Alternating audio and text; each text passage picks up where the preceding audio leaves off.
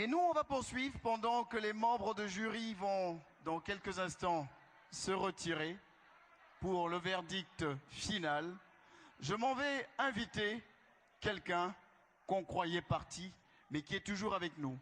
Mesdames et messieurs, voici Omar Defunzu Ongenge.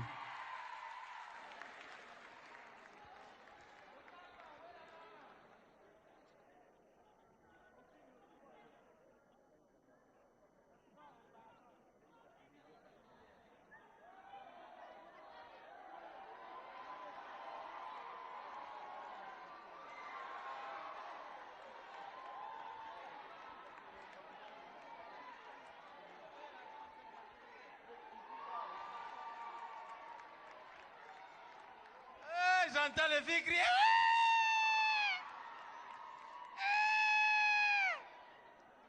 Là, c'est bien. Je cherche une femme. Je cherche une femme, s'il vous plaît.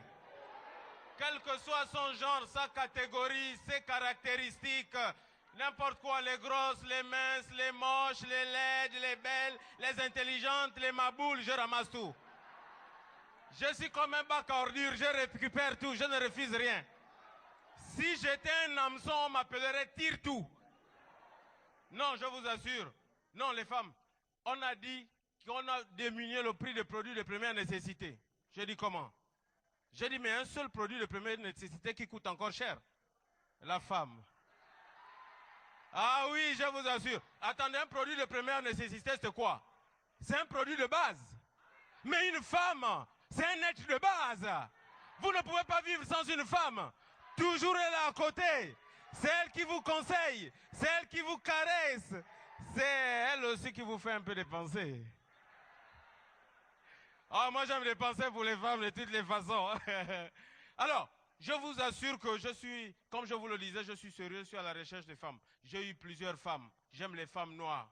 Contrairement à ce que vous pensez, je vous aime, je vous assure. Les femmes noires, vous êtes superbes. Ah oui!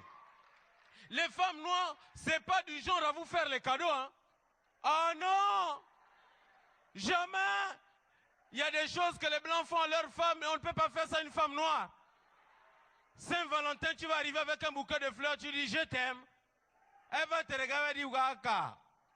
Donc le gars, s'il pense que ma maman mange les fleurs, je te préviens déjà que ma maman a besoin d'un transfert d'argent. Hein.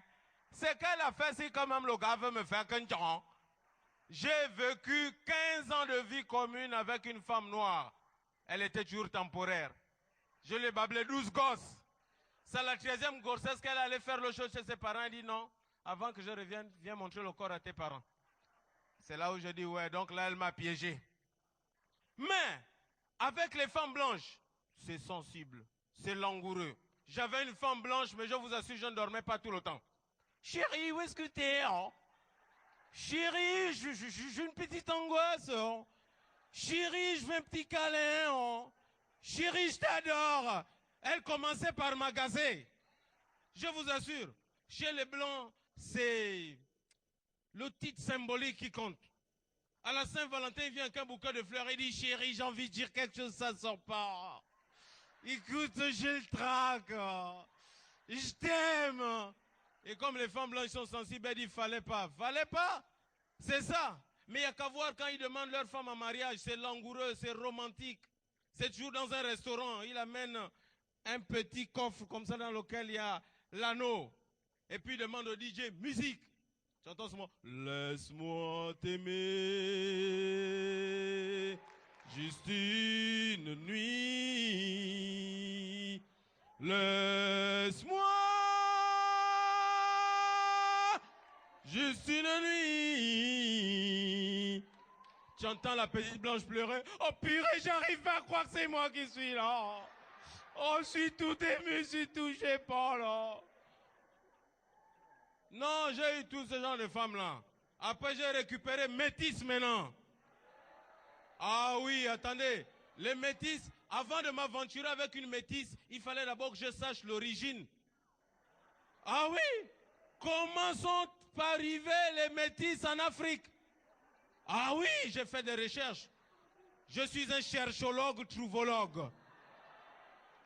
Et je trouvais que ça dépendait de nos aïeux. Moi, par exemple, je suis noir. Et Dieu merci, il y a beaucoup de lumière parce que j'en consomme beaucoup. Nos aïeux, pour avoir les rapports, ils attendaient la nuit tombée.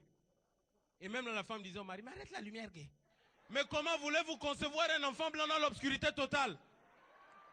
Les métis sont arrivés du mélange des blancs et des noirs. Mais comment est-ce que c'est arrivé?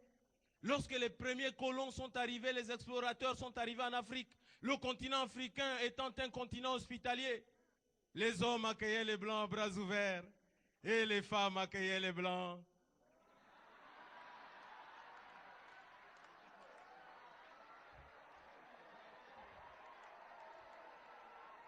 D'où l'arrivée des métis en Afrique. Mais j'ai connu des femmes aussi pas assez intelligentes. L'avantage d'avoir une femme maboule. Ah oui, parce que je disais, il est très un peu soutenu. Ah, il faut mettre maboule. Là, au quartier, ils disent, mais vous êtes impoli, hein? Non, quand vous avez une femme de ce genre, tout passe à la maison. Moi, quand mes copines m'appellent, je n'hésite pas à décrocher. Je dis, allô? Oui, c'est moi. Oui, oui. Oui. Et comme la copine sait que je suis à côté de ma femme, là tu es à côté de ta femme, hein? Je dis affirmatif. Donc c'est pourquoi tu n'arrives pas à me répondre vraiment normalement. Mais je dis correct. Mais c'est pas parce que tu es à côté d'elle que tu ne peux pas me dire je t'aime. Je dis toi-même tu sais. Ouais. Ma femme, elle n'est pas éveillée. Ce qui fait qu'une copine m'a envoyé un jour une lettre. Elle regarde comme ça, elle dit ça c'est quoi? Je dis c'est l'ordonnance qu'on m'a donnée au travail. C'est passé. Mais le top des tops, c'est les vieilles. Ah ouais, vous avez une femme vieille, c'est au top. À partir de 90 ans, c'est bon. L'avantage d'avoir une femme de 90 ans, c'est que chaque soir, vous êtes obligé de lui refaire la cour, de rallumer la flamme. J'ai eu une vieille femme de 98 ans, je vous assure. Quand j'arrive le soir, elle me posait toujours la même question. C'est qui? J'ai dit, c'est moi, toi qui? J'ai dit, Omar, quel Omar? J'ai dit, Geneviève, arrête ça, c'est moi qui suis allé te prendre en France là. Ça veut dire quoi? Mais on m'a toujours dit, pour choisir une femme, ça dépend de la saison. Il y a des femmes adaptées à la saison sèche et des femmes adaptées à la saison de pluie. Si vous faites le contraire, c'est gaspillé. Les grosses femmes, par exemple, pourquoi les avoir en saison de pluie? Il fait très chaud. Vous avez une grosse femme, c'est la bourbouille pendant la saison de pluie. Je vous assure. Or, si vous avez une grosse femme en saison sèche, oh non! Et il faut qu'elle ait un paquetage ici, un autre de l'autre. Ça vous sert d'oreiller. Et si vous habitez une maison comme la mienne, où quand tu te changes, les voisins depuis le dehors te voient, tu la mets au fond. Toute la fraîcheur du 5 h du matin, ça frappe, c'est sur elle. Vous avez votre couverture. En saison sèche, évitez des femmes minces. Vous allez avoir la grippe tout le temps. À cause du froid qui va vous attraper. Et je me rends compte que c'est ici que je suis venu trouver ma femme. Quand je suis rentré là, les filles que j'ai vues, j'ai dit, look at moi ça. C'est là où je me suis rendu compte que oui, c'est vrai, la fin du monde c'était hier et je me suis réveillé aujourd'hui au paradis. Les filles étaient en tenue olympique. Je suis resté comme ça.